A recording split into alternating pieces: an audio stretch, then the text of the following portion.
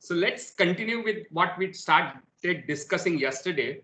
And if you remember, we started discussing Wordsworth yesterday as a romantic critic, right? So I want some of you to tell me what are the things that we have already discussed in Wordsworth.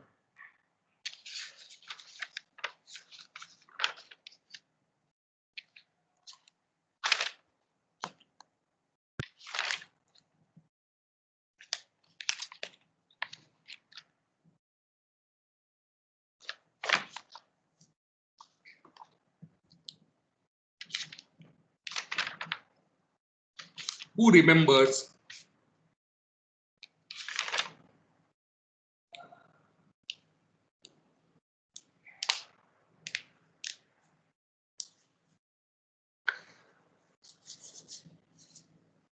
You can raise your hands.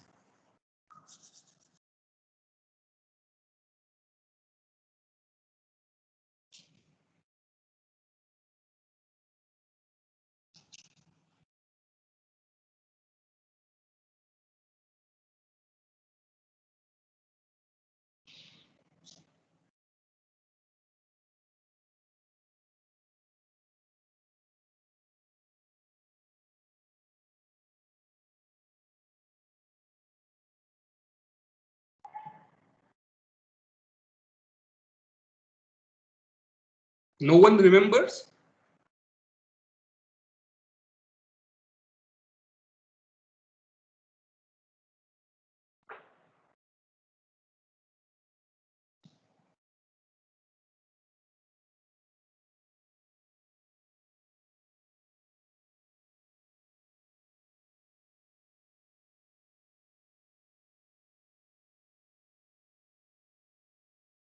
Yeah, go ahead, Mansi.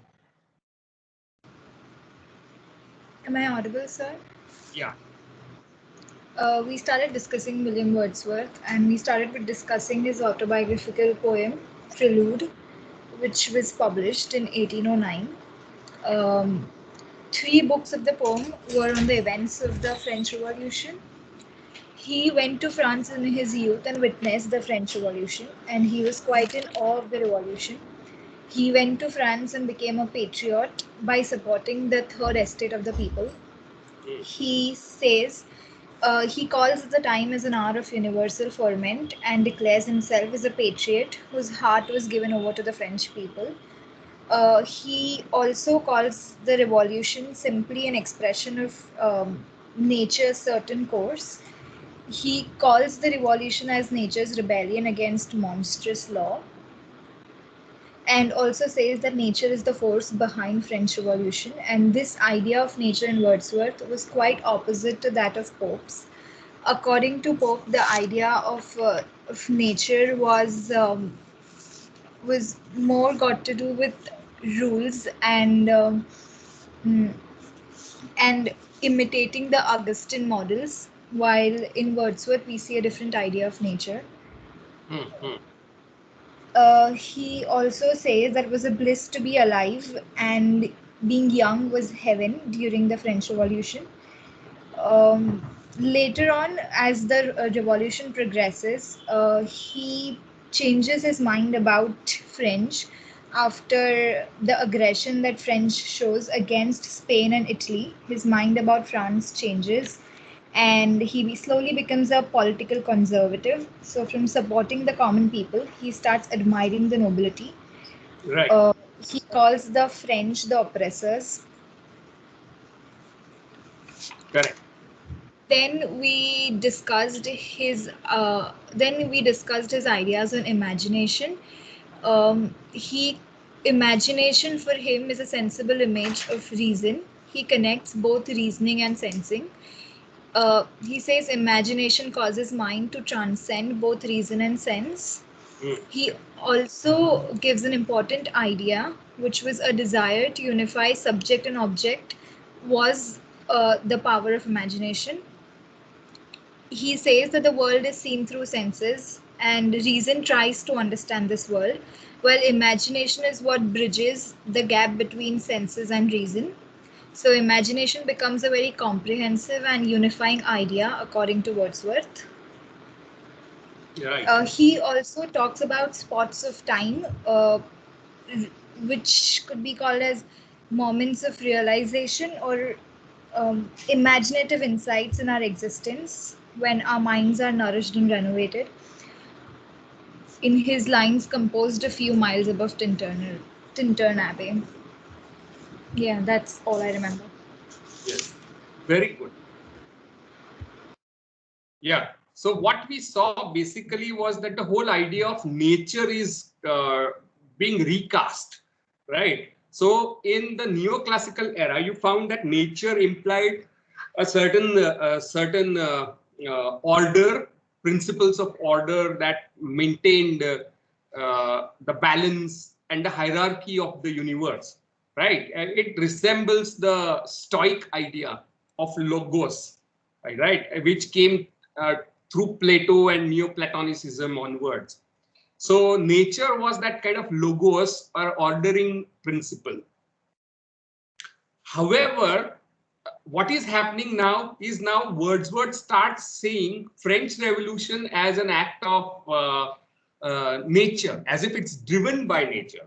So nature is now also seen as a political force, right? And political force which subverts the hierarchy rather than the maintains it. So it's almost the polar opposite of neoclassical idea of nature. Now this is something very important, right? Because nature is no longer a kind of principle of hierarchy and order, but a force that subverts. And you find the same idea in Shelley's very famous poem called Ode to the West Wind, where he celebrates West Wind and he hails West Wind as a superior supernatural power that brings down kingdoms and monarchies and brings in the rule of people.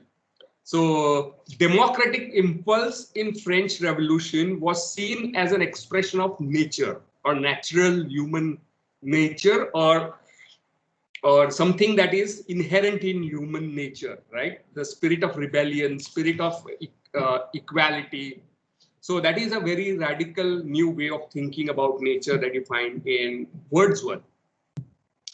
Another very important idea that we discussed yesterday was the idea of imagination, which slowly uh, starts gaining ground in thinking about literature, right? And you find many of similar ideas of imagination in uh, Longinus, who was translated by Bolu into English some decades or a century ago. So Romanticism seems to be not polar opposite of classical ideas, but recasting of classicism in a certain way. And we'll see how that happens. So it's not a kind of full-fledged rejection of all neoclassical ideas, but certain ideas are being retained, and we'll see which ideas are those. Imagination becomes something, as Mansi rightly pointed out, something that transcends the subject-object division. Subject-object split happened prominently because of philosophers like Descartes. And Descartes makes a distinction between cogito and nature, or the thinking substance and nature. So how does science progress is by making a distinction between the human subject and nature as an object of human subject. So human subject studies nature, right, with some sort of objectivity, is what we have to bear in mind is a foundation of Cartesian philosophy, right? And science. So science, being very deeply rooted in Cartesianism, sees nature as an object of contemplation or thinking, of cogito. Cogito ergo sum is the phrase that you find in Descartes, right? And it means that I think, therefore I am. So thinking substance, thinking self versus the object of thought, that is nature.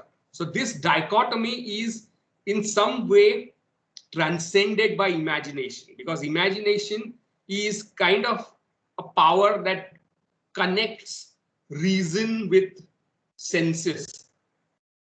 And this idea you find in Wordsworth is also prominently theorized and philosophized by Immanuel Kant, whom we will discuss shortly. So these ideas are very important. So one of the themes of Romanticism is to transcend the Cartesian dichotomy that is at the heart of scientific rationality, right? So this is something that you should bear in mind. So all these things you find in Prelude, which is his epic poem, incomplete epic autobiographical poem. Let's turn to lyrical ballads, which is almost a kind of manifesto of Romanticism. But you will find that in spite of being a very influential, seminal manifesto of Romanticism, I will come to that, Smith. Just now you hold on. We'll talk about Keats later on. Don't worry. Though this is considered as a seminal manifesto of Romanticism, it has certain elements from classicism, something that we should always keep in mind. That is what we discovered when we saw Aristotle. Some of the ideas were like that of Plato, right? So even if we are looking at a period which is rejecting the earlier notions of neoclassicism and neo-Augustinism, there are certain classical ideas that are being retained, and that is what we are going to see. Lyrical ballads, one of the cornerstones of lyrical ballads is recasting of idea of poetry and the language of poetry. Now, this is very important. Right now, we have seen in Prelude his ideas of nature, right? And we have seen how nature is seen as a democratizing force, political force almost, like something similar to what you find in Shelley's Ode to the West Wind. And we also saw imagination as a very important idea. What we are seeing here is that the same impulse is found in something that can be called almost romantic revolution, right? As it's expressed in preface to lyrical ballads. So what is this romantic revolution? Is the transformation in the idea of poetry itself. Poetry before a romantic movement, right? And this is his manifesto. Preface to lyrical ballads is his manifesto of romantic movements. Very often movements have their manifestos, something that we should keep in mind, that movements always have their manifestos or statements of the ideas that a particular movement is upholding, right? And a kind of manifesto for neoclassicism can be something like essay on criticism by Pope, right? Then manifesto for Romanticism would be preface to lyrical ballad. So that is the importance of preface. And what is it doing here is he's transforming the idea of poetry itself. And secondly, he's transforming the idea of language of poetry. And how does he do it? You can see the same impulse that you found in Prelude at work here. The impulse to kind of to consider nature as a democratizing impulse, right? Or consider nature as a driving force behind nature, behind political movements like French Revolution. So nature is something that propels French Revolution. You will find that nature is propelling transformation of idea of poetry and language of poetry. For that, we just go back to the definitions of poetry you find in neoclassicism.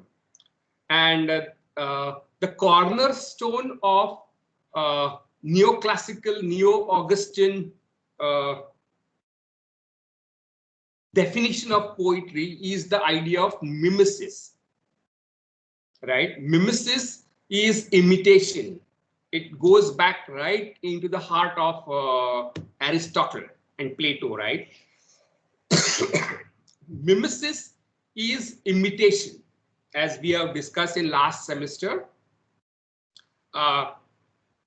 Pope is saying to copy nature is to copy them, where them stands for the Augustan period poets like Juvenal, Horace, Virgil, and Cicero, and Ovid, right? You have to.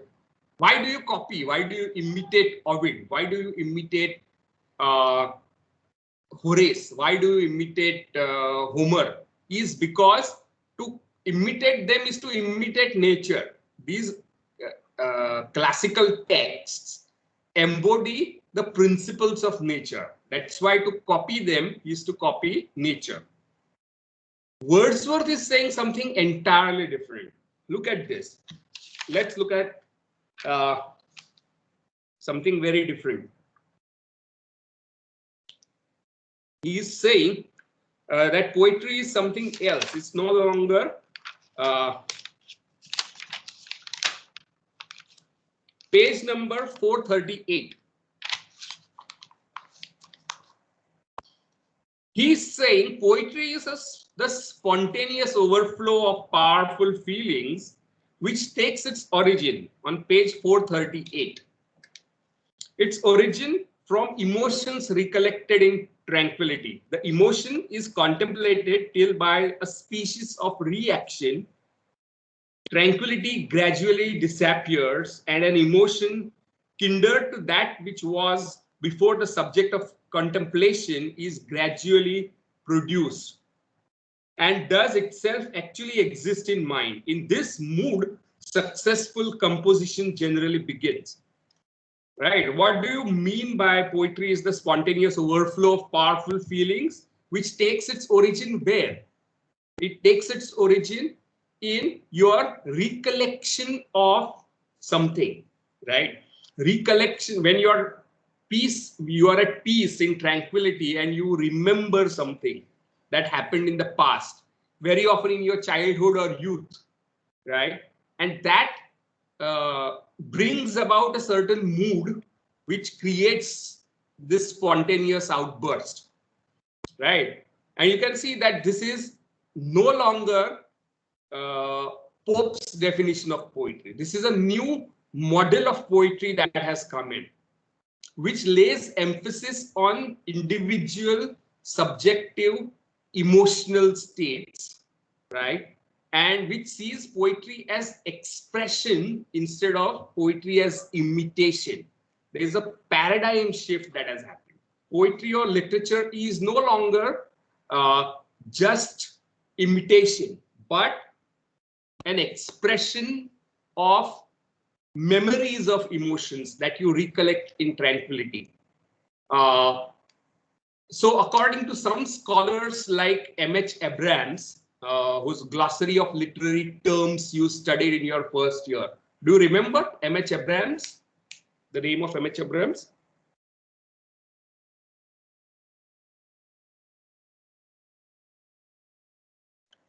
Yes, so M.H. Abrams' glossary of literary terms, he has written another book called The Mirror and the Lamp. And what does he mean by the title of the book, Mirror and the Lamp? Is that the definition that literature holds up mirror to society or the life is the classical notion of literature. Romantic notion of literature is lamp. It's light that emanates from within, right? Mirror reflects some other light. Mirror is a reflection of light that comes from sun, right? So it's not its own light. Lamp emanates its light from within, right? So lamp is a symbol of expressive model of poetry. So poetry is an expression rather than emotion. Yes, it's closer to nostalgia. but not exactly or always nostalgia. It can also be desire. Yes, Karina, you are right. It's closer to nostalgia. But not all kind of nostalgia can result in poetry, right? But nostalgia, yes. But you have to get that the definition of literature as a mirror is uh, uh, replaced by definition of literature as expression. The expressive mode model of literature has come into play. Yes, sublime would be another very important idea in romanticism, but it need not be always be sublime. It might be reflective. It might be wistful. It might be, as Karina rightly points out, nostalgic. It might be a desire to run away from the hustle and bustle of urbanized space full of squalor.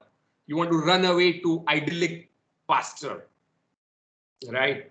And good example of Wordsworthian definition of poetry is this poem called Daffodils. And have you read Daffodils or somewhere? Or are you studying Daffodils? Right.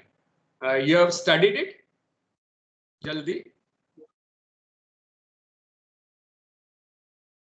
in school or in your college syllabus? In school, okay. So if you remember how the poem goes, right? I wandered as lonely as a cloud that floats over high vales and hills uh, till I saw a crowd, a host of golden daffodils, right? And they fluttered and danced in the breeze. I don't know if you remember something from that poem. So the narrator, the speaker in the poem is wandering around, right? In the vales and hills. And you can see, unlike the wandering of the speaker in Blake's poem, who is wandering in, I wandered through every charted street where charted tames the flow and marked in every face I meet, marks of weakness, marks of woe. He's Blake's speaker is wandering in London, right? Wordsworth's speaker is wandering in Wales and Hills. It's the Lake District where he used to live, right? And you can see that the whole desire to run away from Blake's London to Wordsworth's uh,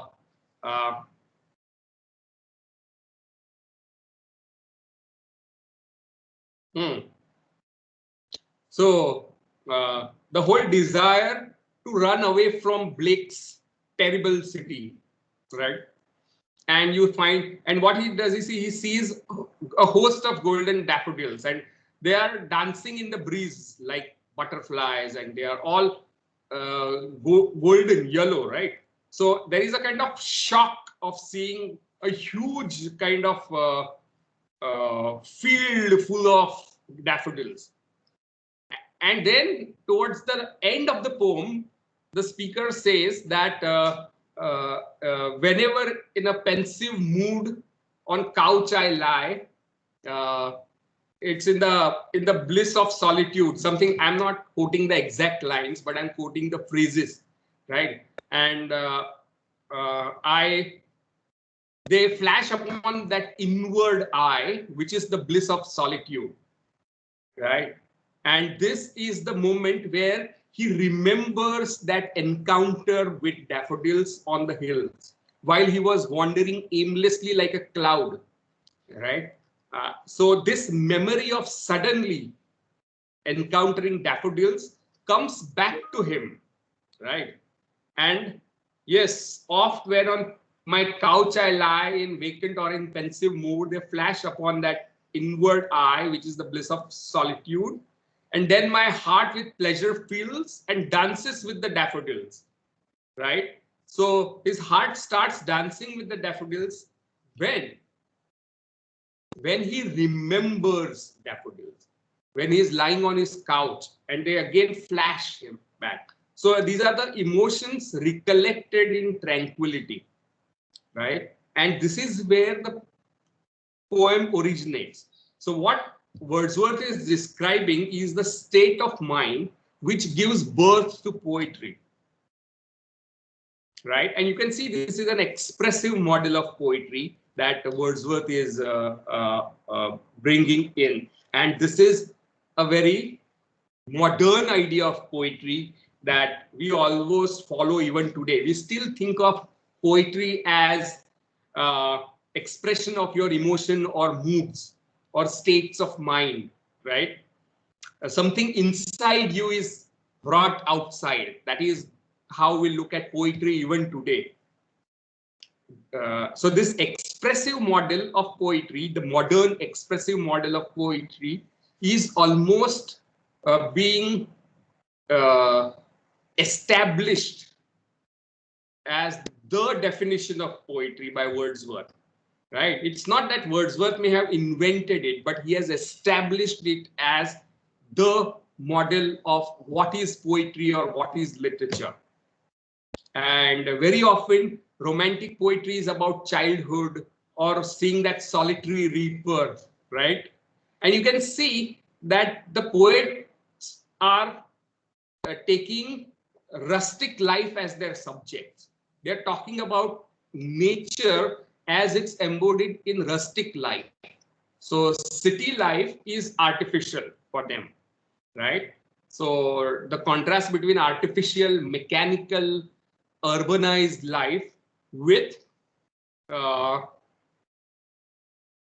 a kind of romanticized, uh, idealized, pastoralized, rustic life is one of the important themes of romantic literature. And so going back to nature that you find in romanticism is very often going back to these spaces, right? Yeah, Titiksha, go ahead.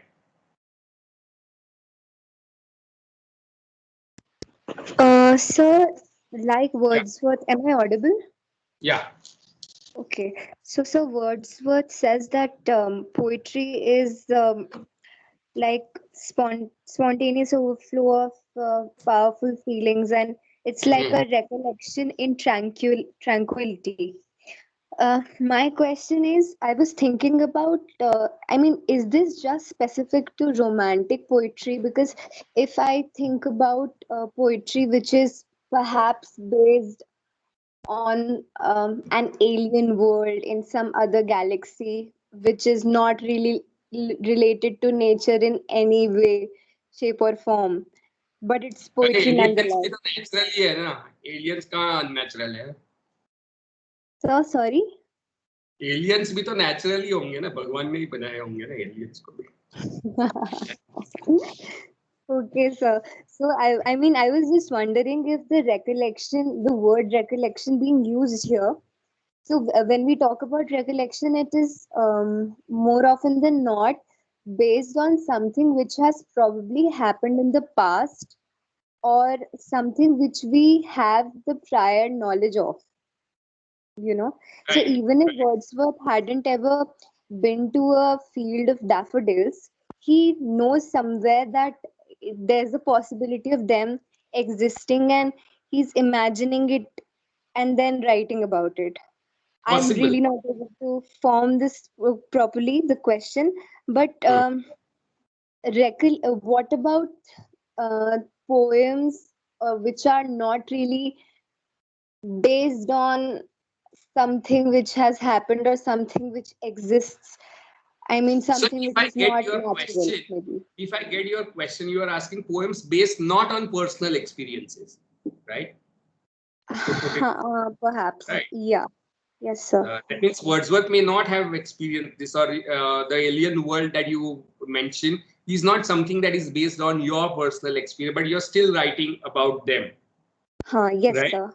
But you know, the focus would be on the subjectivity of the poet, right? And the subjectivity of speaker rather than that is the inner mind, inner self in romanticism.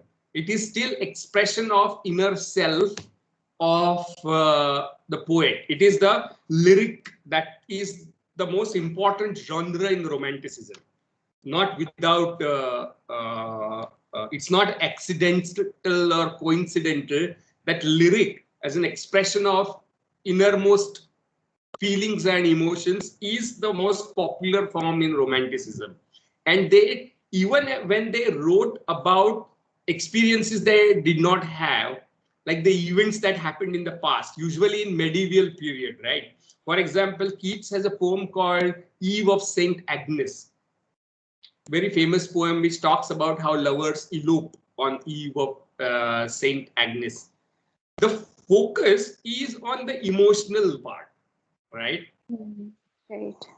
So Right. all the past world that is evoked is to reinforce the emotional atmosphere of the poem. I don't know if I'm making it clear. It's Sir, not it so does make sense. realistic. It's not so much on the realistic depiction of the alien world. By alien, I mean foreign, right? Not necessarily alien as people from other planets. But even when you're talking about an incident that happened in medieval period, even then, the emphasis is on the emotional uh, experience and the atmosphere rather than kind of realistic description of the world. I hope you get what I'm saying. So yes, to some extent, Yeah. I did understand. And sir, Right. the word tranquility. I mean, when you were talking about it right now, you said like in a peaceful state, in a state Mm. of calm. Mm-hmm. So, again, probably a technical question. What Mm. about, I mean, we as students of literature have come across various pieces of writing, poetry about things which were written in times of heavy unrest. And I mean, how can we say that? How can we say for sure that recollected in tranquility? What if Mm. it was devoid of tranquility? I mean, what Then is you cannot write. tranquility here? No? Say, for example, if your fingers are trapped in a door, that's a powerful experience. Now, you cannot write when you are suffering. Writing begins when you are able to distance yourself from suffering, right? So aesthetic different, some sort of distancing is required for any creative process, right? And what That is happens, he says, is that tranquility gradually disappears and the mood of creativity begins. Now, remember, this is Wordsworth's definition of poetry. It is not universal, right? yes, I sir. hope you get it. It's I love it, sir. yeah, so it's Wordsworth's personal view of what poetry is. For us, what is important is not to treat it as a kind of universal definition of poetry, but see the shift in the emphasis and orientation of what is literature, right? Literature is no longer imitation, but it's about expression of your innermost emotional states. That is, yes, this definition was widely acknowledged and it's still very popular, right?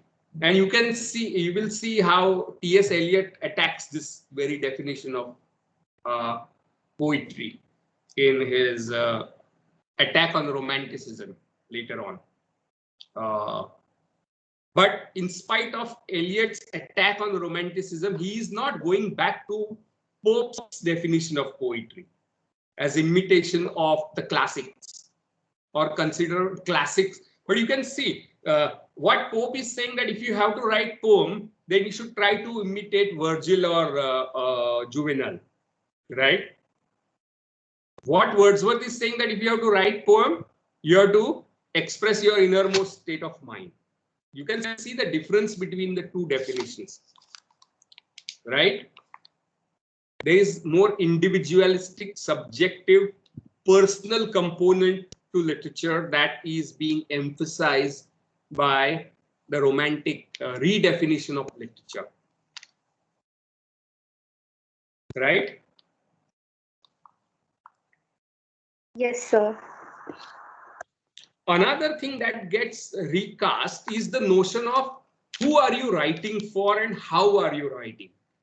For Pope, Dryden, Johnson, literature was a kind of conversation between the scholars, usually urban, upper class, highly educated scholars, right? Pundits. Wordsworth is shifting that, right? And what does he say? On page number 434, right? He says, why has he written this poem? He says, a second paragraph.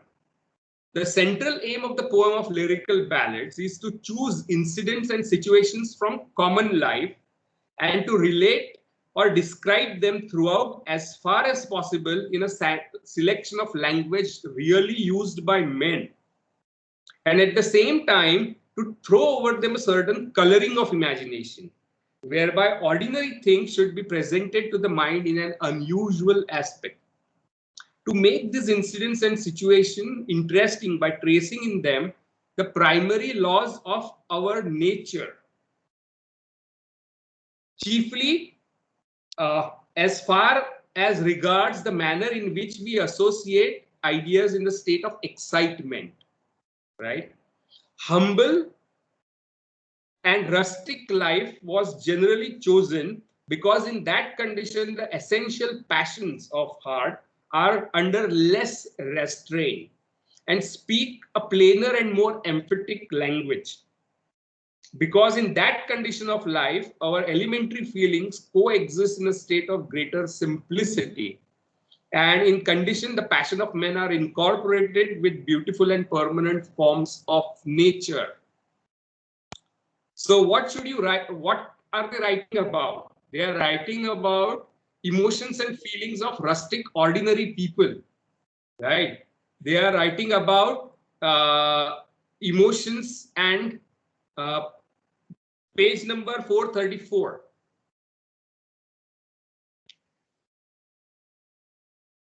Of ordinary people. And these ordinary people are who are ordinary people, not the city people, rustics, and in their language, because they are considered as less inhibited. They are closer to the state of nature. And that's why their expression is seen as more authentic expression of nature. And that's why they are writing about solitary reapers and Lucy and whatnot, of rustic, of daffodils and skylarks and whatnot.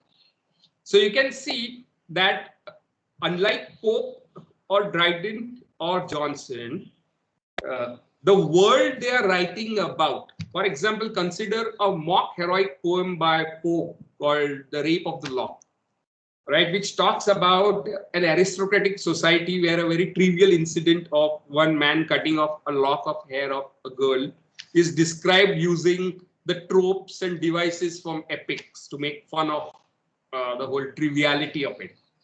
Unlike that, you are writing about rustics, villagers, and in their language. Why?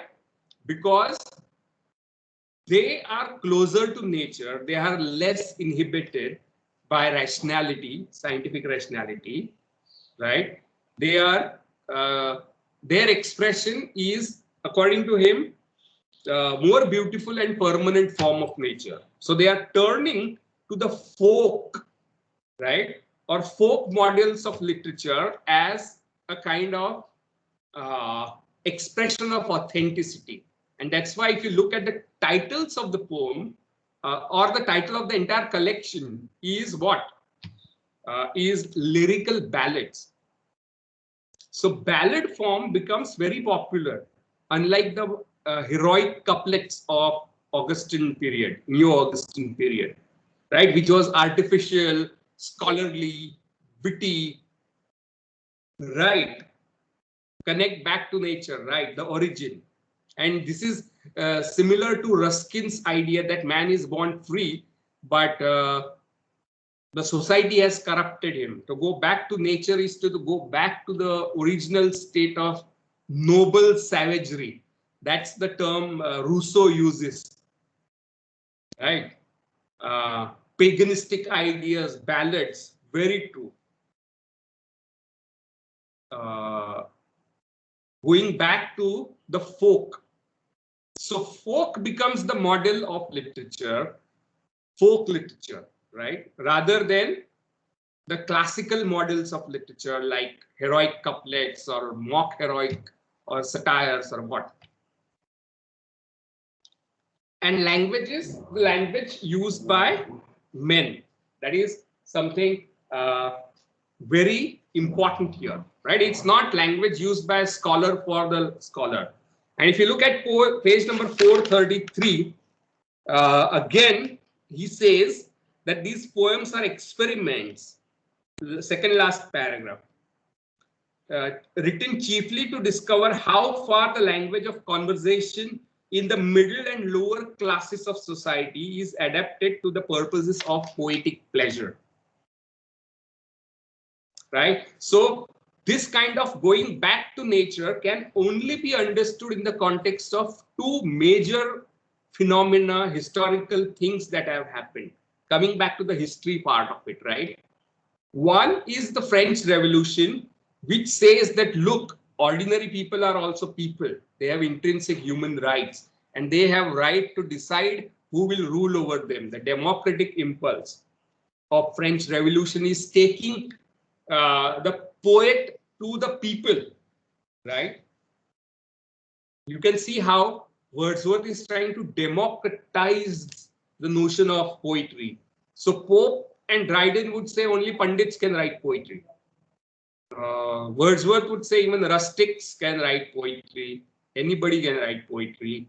And that is democratization of poetics that has happened, right? Secondly, the turn towards nature is also connected to industrial revolution and urbanization. Because of industrial revolution, the urbanization causing squalor and mechanical life, routine life, is something that these poets abhor. They want to go away from all this life. And for them, going back to nature is going back to the rusticity and turn towards countryside rather than the city side. So it's a kind of escapist impulse that you find in romantic understanding of nature. So it's almost a paradoxical kind of thing. On one hand, nature is a political force of democratization. On the other hand, nature is also something that is lost that you have to recover, you have to turn back to because of industrialism. Right? So you can see how romantic poetics are shaped by historical processes, right? And even if you look at other romantic poems like Rhyme of the Ancient Mariner by Coleridge, then you see that ballad meter is used. It's a ballad, right? Ballad becomes the most popular form, literary form. Even a poem London by Blake is in ballad form. 4-3-4-3-4 iambic tetrameter and AB kind of rhyme scheme that you find in ballads. And ballad is a folk form. So turn towards folk is also a very important development. Right? So these are important aspects of romantic poetry. Yeah. One important point that Habib is making is that in spite of the fact that this is a kind of romantic manifesto, he is still relying upon certain classical models. On page 438, you will find in the last paragraph, he says that he has heard it from Aristotle. Wordsworth has heard it from Aristotle that poetry is more universal than history. Right? Poetry is a higher form of discourse than history, and he agrees with that, and he recasts this idea to make it mean that poetry is superior to rationality, right? So in certain ways, Wordsworth is using Aristotelian definition to subvert the middle class bourgeois, industrial bourgeois values of rationality and pragmaticism, right? Which underlie the idea of history. So you can see how classical models are also being used to critique the mainstream culture, which is urbanized, middle class, industrialized, which upholds the principles of pragmaticism, of rationality, which says that reason is more important than emotions, head is more important than heart, and so on and so forth, right? So you can see how romanticism is a critique of modernity, enlightenment modernity, which put reason on its pedestal. Right. So I think we have come to the end of our time.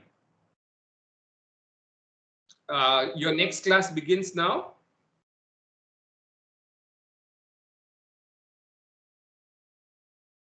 You have a class at 12:30. No, sir, it's from 1:10. Okay, so in 2 minutes, I will just wind up. I will take your questions. Yeah, Smith is asking, we still call London a romantic poet, even if it is that of a city. Yes. And why? Why do you think, Smith, London is a romantic poem? Because it discusses the life of the, like, out of the city. I mean, Right. avoid It the sees city as an oppressive thing, right? It's an oppression. It's depressing and oppressive. City is not celebrated as place to be, right? And it's seen from the point of view of people who are marginal to city life, like prostitutes, like children who are dying in chimneys, like soldiers who are dying for no reason, and so on and so forth, right? So it's a romantic poem. Blake was the first major romantic poet. Right. Any other question?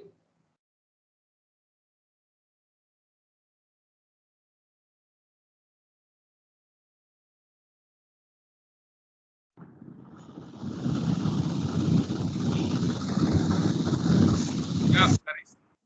Go ahead.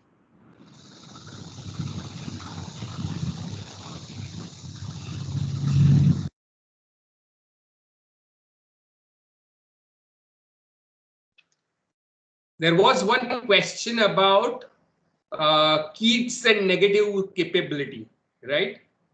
By Smith again. Yeah, negative capability, according to Keats, is the ability of writers not to have any fixed ideological biases.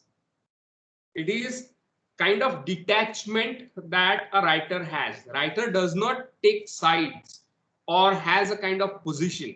Writer avoids taking a clear-cut position because and the model for Keats is Shakespeare.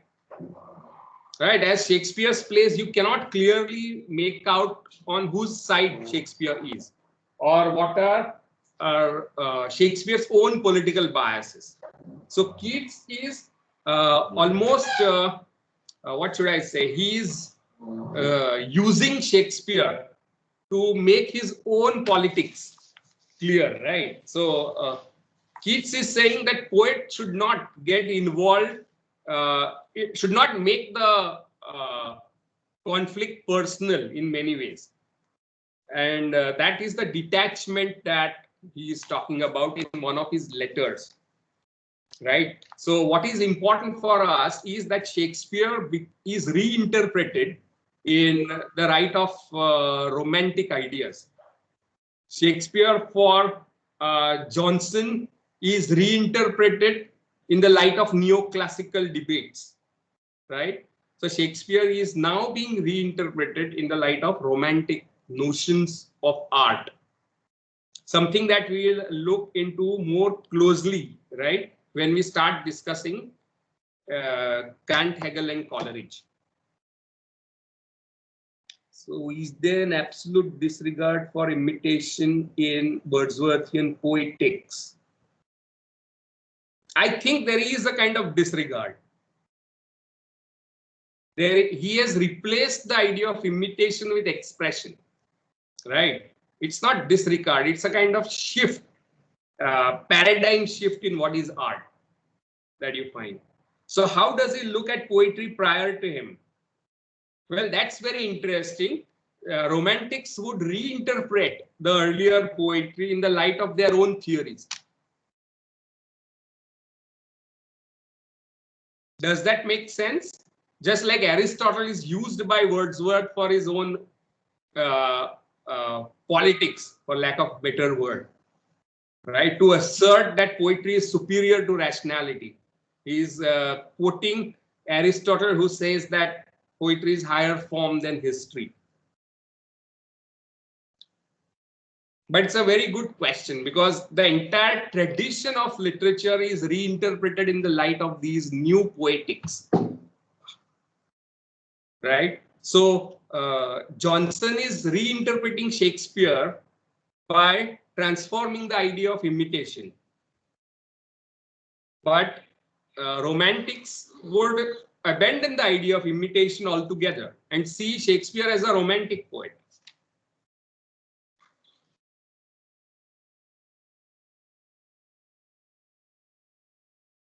Right. Any other questions? Sir, Yeah. yes. Sir, am I audible? Yes, yes. Go ahead. Sir, when you say that they'll interpret Shakespeare as a romantic poet, so will they look at his sonnets and poetry as, his, subjective or his emotions recollected in tranquility? And very much. Similar. Very much as expressions, right? Okay. So Shakespeare is now becomes important, or probably one of the most important writers in Coleridge's own theorizations of poetry. So Shakespeare criticism by Coleridge is very important development, right? So each age seems to reinterpret Shakespeare in the light of their own formulations.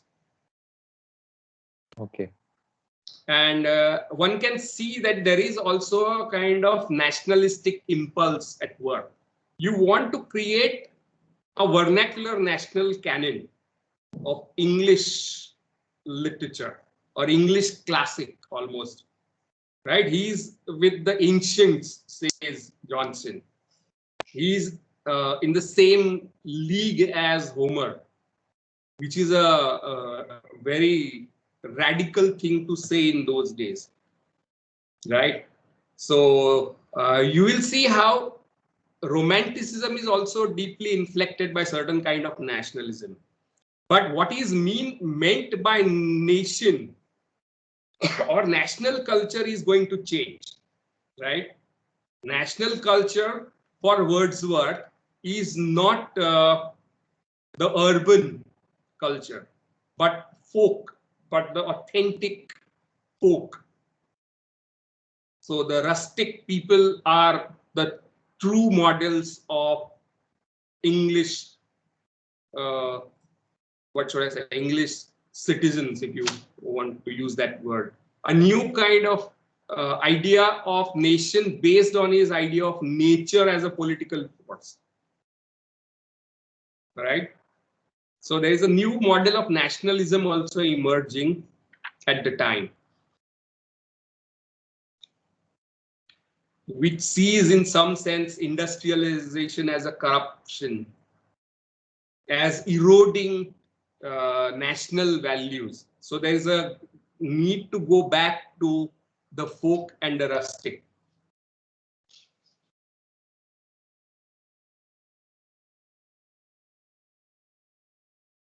Yes. Any other question before we stop?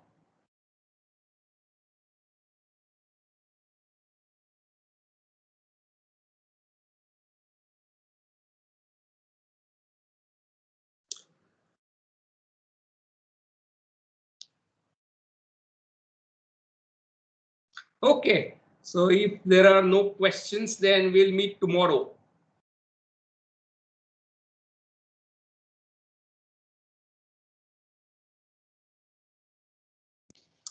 Okay, so I will also look into this multiple meets. Yes.